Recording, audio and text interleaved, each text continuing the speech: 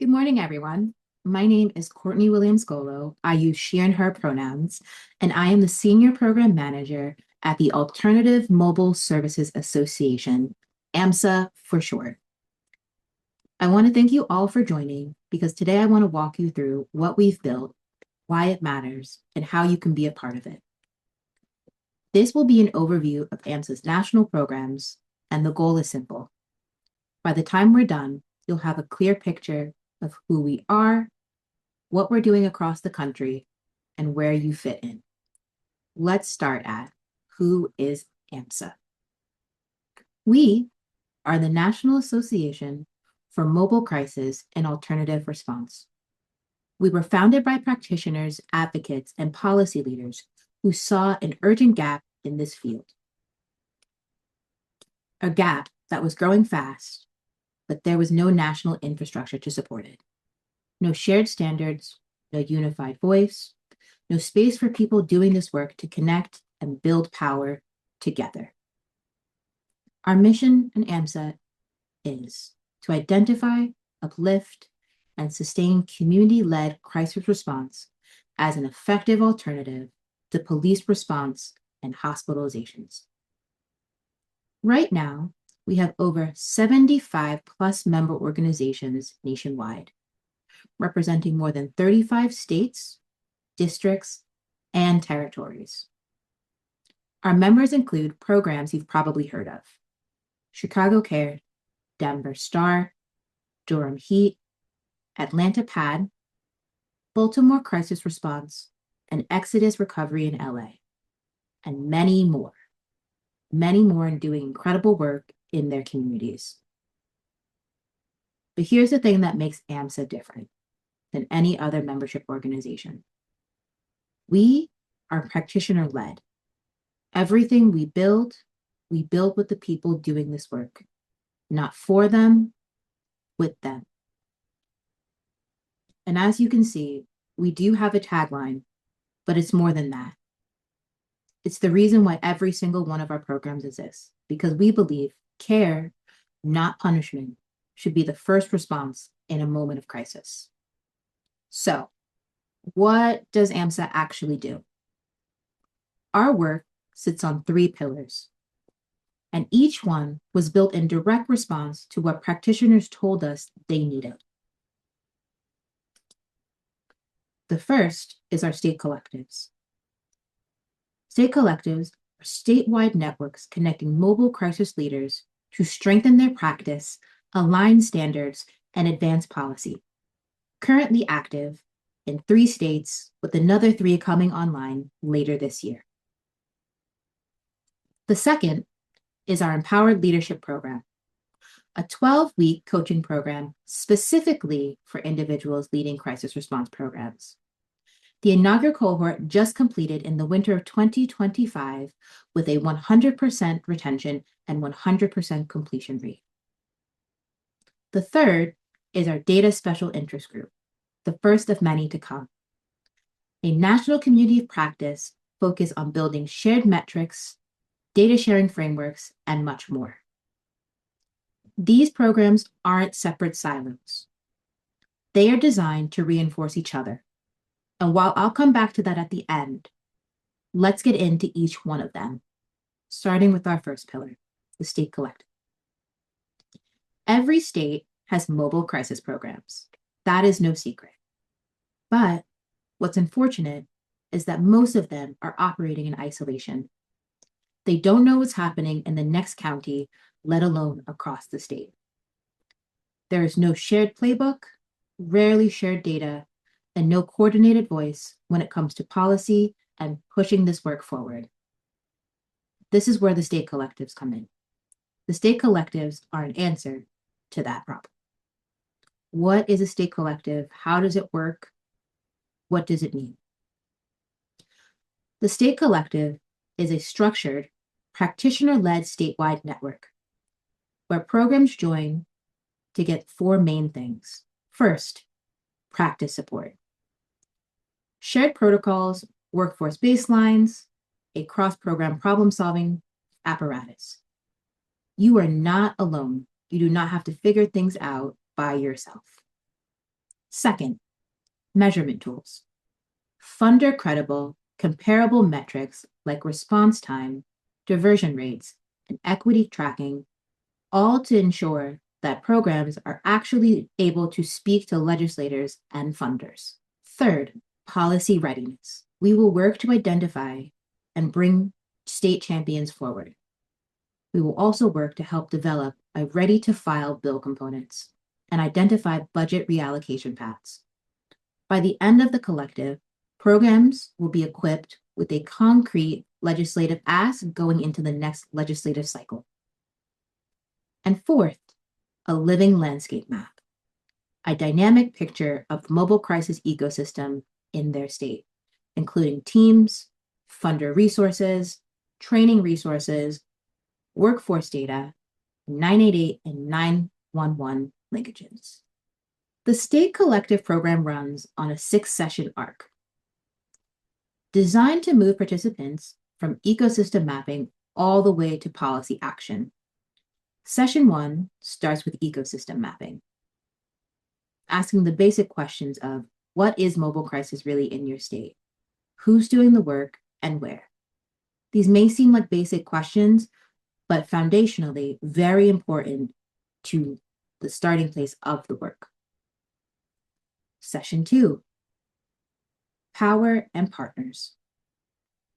Who needs to be at the table, and how do we center the voices and the lived experience of others and those doing the work in that process? Session 3 is building out the coalition structure. How do you actually organize your collective? And how do you address the fears and misconceptions that come up along the way? Session 4 puts community voice into action. This is done through outreach, storytelling, and data. Session 5, turning energy into action. Building campaigns, setting strategy, and laying out the next steps for the legislative sessions ahead. Session 6 is all about the coalescing and convening and solidifying the commitment of the group and finalizing the legislative acts for the next sessions. The state collective is a journey from where we are to where we need to be, and every step is grounded in the frontline experience. Currently, we have 3 active state collectives: Illinois, Colorado, and Oregon, all meeting on a bi-monthly schedule starting on March 2026, running through November. Pennsylvania and New Mexico will be launching in the fall, with Georgia coming online very soon, so be on the lookout. If your state isn't listed, that's not a reason to wait. Connect with us so we can start the conversation. We're looking to grow across the country to support our teams wherever we can. The second pillar, our Empowered Leadership Program. If you've ever led a crisis response program or worked closely with somebody who does, you know what the role actually demands. It requires navigating high-stakes situations, supporting teams through secondary trauma, driving organizational change, managing funders, and interfacing with systems that weren't built to support what you do, oftentimes all at once. And the professional development that exists in the nonprofit and government sector rarely ever has those of you in mind. Rarely does it speak to your identity, the pressures you face, and the unique position you occupy in your role at the intersection of care and institutional systems. This is where the Empowered Leadership Program fills the gap.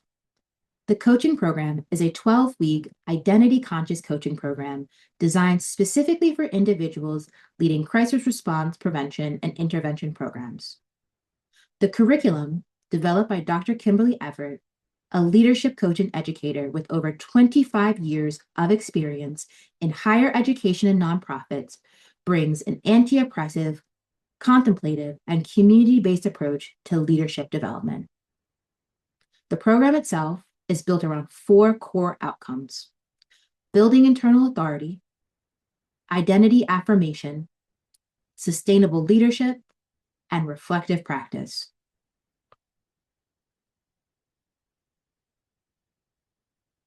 So, like I said, we finished our first inaugural cohort in the winter of 2025. So what happened? Every single one of the participants finished. And when we did our midpoint check, 80% of those participants related that the topics were extremely relevant to their current work. The program itself is 6 modules that move through the following topics: leadership and eternal authority, leadership through lived experience, ways of knowing and decision-making, sustainable leadership practices, integration and retrospective, and leadership beyond the program. And like I mentioned at the start, AMSA is a big tent. We cover over 35 different territories. So of course that means that we had participants from across the country. And as this graphic shows, you can see we had representation for our first cohort across the nation. What actually worked? A few things actually. First, we discovered that identity-centered design was essential to this program. Participants named the cohort composition.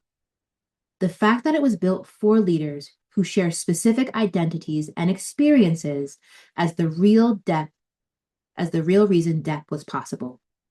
It accelerated trust building and enabled genuine vulnerability amongst the group. Second, lived experience is leadership expertise. That's the core principle of the program. Experiential knowledge isn't supplementary. It's the foundation of our work. When we validated that, participants' confidence and sense of alignment went up noticeably. Third, reflection strengthens discernment. The program structure pauses. The built-in space to slow down and think help participants make clearer, more grounded decisions in real-time professional situations. This wasn't passive learning, it was integration. And fourth, sustainability means discernment, not endurance.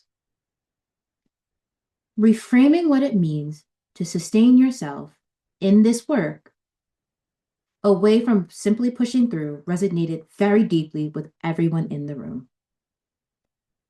The Empowered Leadership Program is scheduled to run twice a year, once in the summer and another in the fall, with the next cohort launching summer of 2026. If any of this program stood out to you, please connect with us as we would love to make space for you in the next session. So, our third and final pillar, the Data Special Interest Group. I want to pause here before I get into the Data Special Interest Group to say that AMSA is very interested in launching multiple special interest groups. If you have a need and feel like you need a space to connect with your peers, let us support you. Please connect with us, myself and the team, to do just that. So, the Data Special Interest Group. Special interest groups are meant to address a singular issue. So what is it? It's going to sound silly, but every mobile crisis program is collecting data. But programs collecting it are just doing it differently, defining things differently, and reporting it to different funders in different formats. That makes this work almost impossible to compare across programs, demonstrate impact at scale, and make a credible case to policymakers. So, it is our hope through the Data Special Interest Group that we're able to change that. So, what is it really? Who's a part of it? And is it the place for you? The Data Special Interest Group is a national community practice, open to practitioners, researchers, academics, and system leaders, all who are meant to come together to build a shared language and shared tools. The questions we are working on together are the questions every program is already grappling with on their own. What does prevention actually mean in mobile crisis? How do we measure it? How do we align metrics across programs so we can compare effectiveness across different contexts? How do we build equity dashboards that are useful for daily operations, not just annual reports? And how do we create data sharing frameworks that are practical and context sensitive? Our inaugural meeting brought together city and county program staff, community-based providers, researchers, and systems leaders across the country. The energy was strong, and the group is eager to keep building. So what's coming next? The discussion led down the path of potential prevention metrics deep dives, cross-agency data sharing frameworks, and straightforward reporting standards that work for all programs of all sizes. If this is something that feels in your wheelhouse, join us. We're always looking to add more voices to the conversation. The Data Special Interest Group meets every other month and just started in February. Be on the lookout for any of our emails through our newsletter and on our website. I do want to pause here to take a moment to zoom out, to talk about the fact that these three programs are not separate projects, but they are a part of a system, the AMSA system. State collectives build coalition and policy muscles, creating credible, sustained voices with legislators, agencies, and payers at the state level, where durable change actually happens. The Empowership Leadership Program builds internal capacity, equipping the leaders running these programs with the clarity, resilience, and confidence to lead authentically under pressure. And lastly, the Data Special Interest Group builds shared language and evidence, creating the metrics and frameworks that back advocacy, satisfy funders, and make cross-program learning possible. Like I said, zoom out. Did any of this speak to you? It might.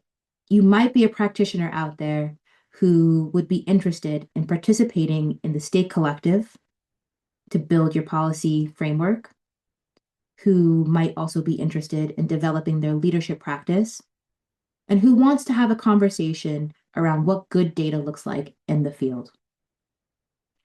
This is the network we are building at AMSA, a network for all and a place for the many.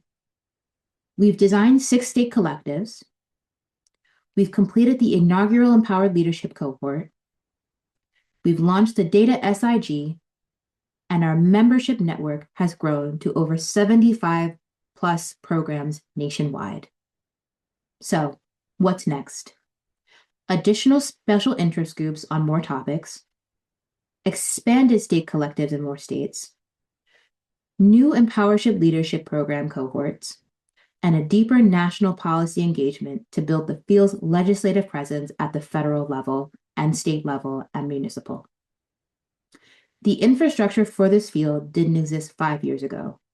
We're building it now, together. Here's where I want to leave you as you go into this conference. If you're leading or working in mobile crisis programs in Illinois, Chicago, or Oregon, your state collective is active right now. Join it. If you're a leader in crisis response and you want a structured, identity-conscious space to grow as a leader, the next Empowered Leadership cohort is coming this summer. Sign up.